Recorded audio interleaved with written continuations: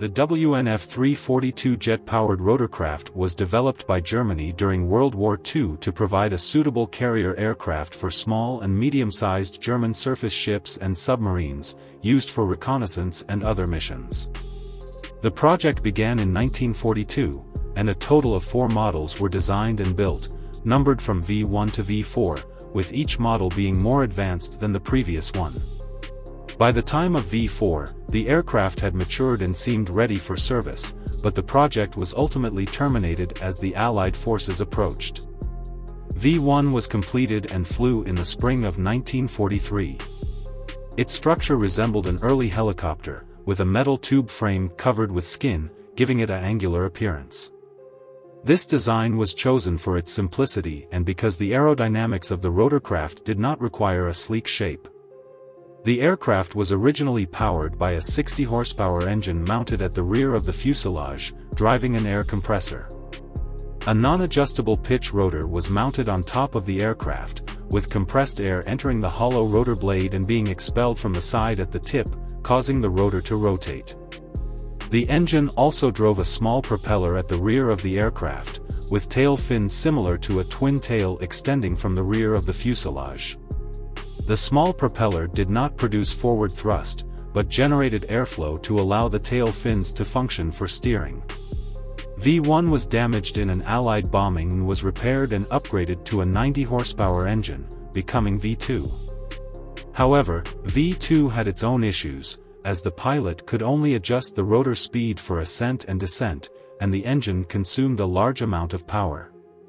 V3 had an increased rotor size compared to the previous 2 models, providing more lift, and was powered by a 140-horsepower engine. This aircraft was damaged during flight.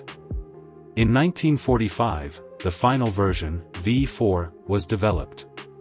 It still used a 140-horsepower engine, but the aircraft was enlarged, with a side-by-side cockpit for 2 people. The small rear propeller was replaced with a larger model that provided the necessary thrust for forward movement, and the rotor was changed to an adjustable pitch model. At this point, the aircraft's control system had completely changed. The engine only provided power to the rotor during takeoff and landing, with forward movement achieved through the rear propeller, while the rotor rotated autonomously to generate lift. Designers also considered installing pulse-jet engines or small jet engines on the rotor blades to replace the compressed air system, but these ideas were not implemented. V4 only underwent brief test flights totaling 25 hours before the Allied forces approached the test site, and the aircraft was captured by the American military. It was later tested for flight on an escort carrier. Although the WNF 342 jet-powered rotorcraft was not officially produced, it did open up a new design concept for rotorcraft. In previous articles, we have introduced several post-World War II developed light and ultralight helicopters, some of which showed traces of V4's design.